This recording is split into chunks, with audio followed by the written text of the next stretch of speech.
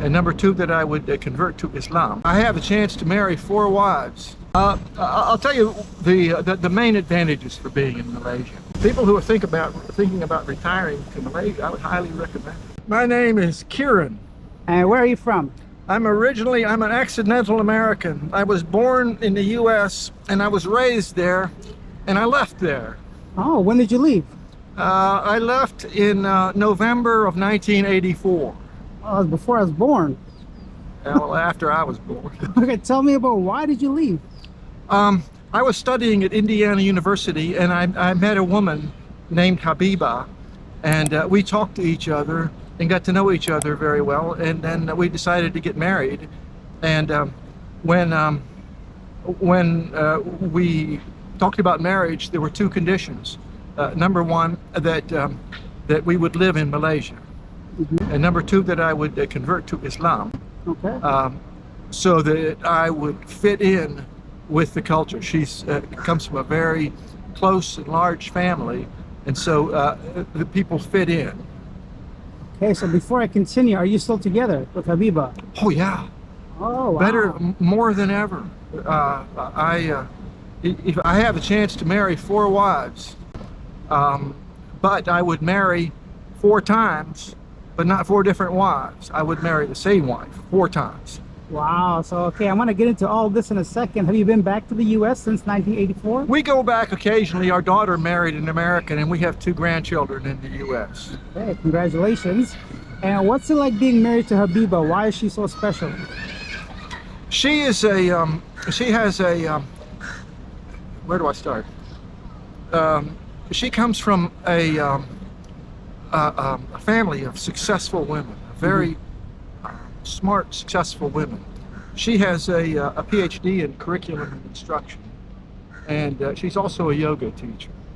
And together we are co-parenting our grandchildren, because our children are very busy working, so we co-parent. And I won the lottery, to be frank. I won the lottery. Okay, now, what did your family think of you coming to Malaysia, converting, all that? They were happy. My mother said, look, as long as you're happy, I don't care where you go or what you do, as long as you're happy. And they fell in love with Habiba, and my brothers and sisters did too. So there was absolutely no problem. Only one person in my family has come to visit out here. It's too far for them. I'm from West Virginia. It's a very rural state. People don't travel much. Any regrets of making that move? I regret that I didn't make it earlier. Okay. If I could have come out here 10 years, even before that, I would have. Yeah. And what was the conversion to Islam like? Any challenges, difficulties? Tell us about that. You know what? I'm kind of a free floater. I'm not extremely a religious person, but you know, I'm not forced to do anything that I don't want to do.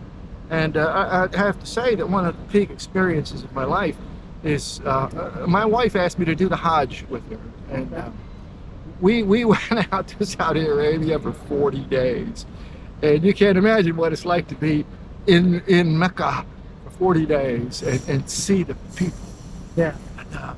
Just people from everywhere going up, down escalators because they'd never seen an escalator before. Wow.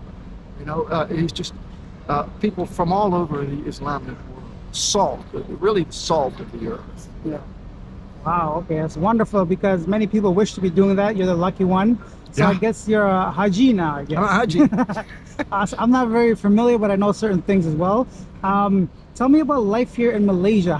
A lot of people want to know, how's the healthcare system, anything like that? I'll tell you the main advantages for being in Malaysia for an American. Number one, no guns. Yeah. And no gun culture, and no aggressiveness, because you know you have a gun in your car, and so you can get into an argument. And the second thing, just as good as that, is Malaysia has never been at war with another country. Okay. Can you imagine what it's like to live in a country that has never been at war? Of course, they were invaded by the Japanese, but you know, Malaysia has never invaded another country or declared war with another country. So in terms of of violence. It's a very peaceful country. You feel safe here. Yeah. The healthcare system is excellent. We go to a government clinic and get our medicine for free.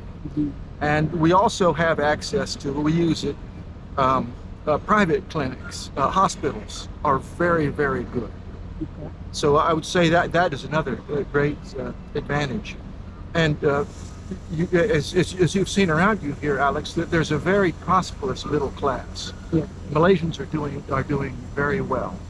There are no hungry people that I know of. There are homeless people, but they choose to be homeless. The ones that I know, I hang out down in areas where you have homeless people, and there are welfare systems available to them.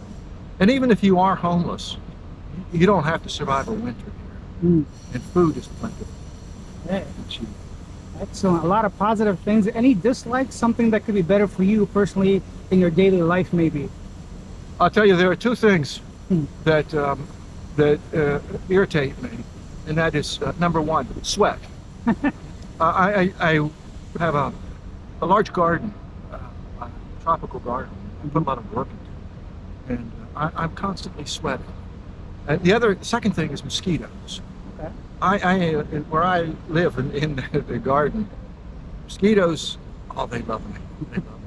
And sometimes when I get a mosquito bite, I say, somebody's having a good day today. I try to look on the positive side. Yeah, it itches me, it bothers me. Boy, there's some mosquitoes out there that are really happy They're today. like a walking buffet, I guess. A Right? buffet. Yeah, yeah, only one food though. What is like the biggest misconception, do you think, when it comes to Malaysia from either Westerners, Americans, anybody that's never been here? I think most people just don't know anything about Malaysia. They'd ask you, where is Malaysia? And you know, you have to locate it. Singapore is here, Thailand is here. It's mostly stereotypes about people living in stilted houses and in jungles and things like that. But here you'll have internet access everywhere. You can look around you and see skyscrapers and on the road, at least around Kuala Lumpur, most of the cars are expensive and recent model cars, which points to a very healthy middle class. You go to the restaurants; they're always full. Yeah. People love to eat. So if you love good food, this is a place to go. I was going to ask about the food. Your lovely wife, does she make any American food or just Malaysian food? Actually, I'm a vegetarian. Okay. I'm the only one in the house, which is the case for a lot of vegetarians. So my wife cooks something called khichdi, which is rice and beans and things like that. And I myself, I'm not a big eater. I eat the same thing, but if you like Malay, a variety of food, Indian, Malay, Chinese, you can get all that here. It's everywhere. It's just a mixture. All right. So what do you do for a living? Are you retired now? Or? I used to be a lecturer at a university called UITM, which is the largest university here in Malaysia. I was a lecturer in linguistics and literature in a program that trained teachers. So I worked about 30 years, and I've been retired for about 12 years now. People who are thinking about retiring to Malaysia, I would highly recommend it. The thing is, it doesn't have a lot of the glitz of Thailand, a lot of the raciness, the spice of Thailand, which some people may really like. If you're an older man like me looking for a young wife, don't come to Malaysia, because women here they outnumber men in universities. They hold their own, which is a darn good thing. So it's a very solid, stable culture.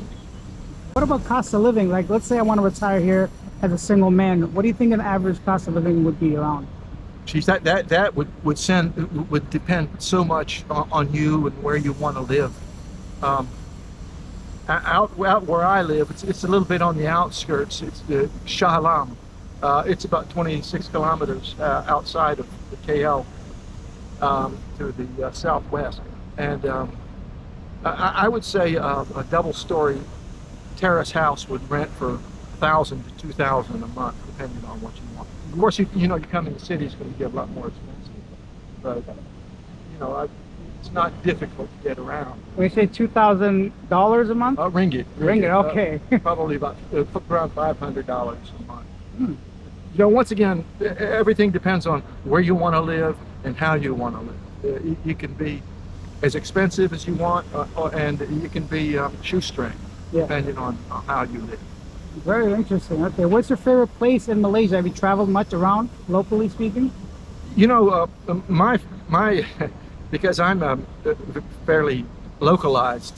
I come into KL once a week from Shah Alam, which is the capital of the state of Selangor. It's about 26 kilometers.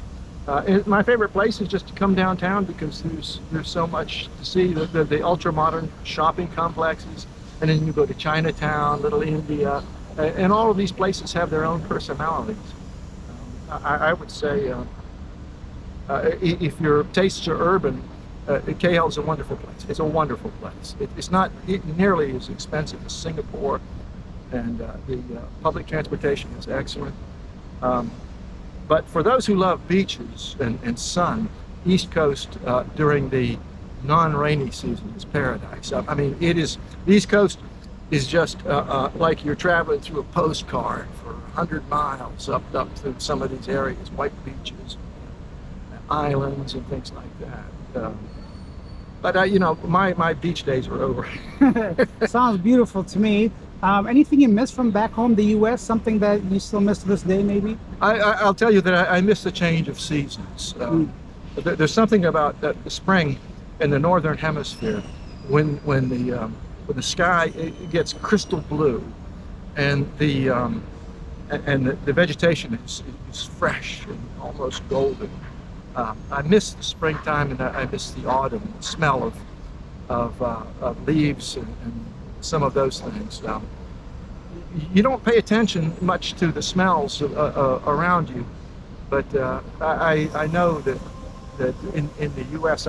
I was familiar with a lot more different kinds of smells than you are in. Maybe it's the humidity here.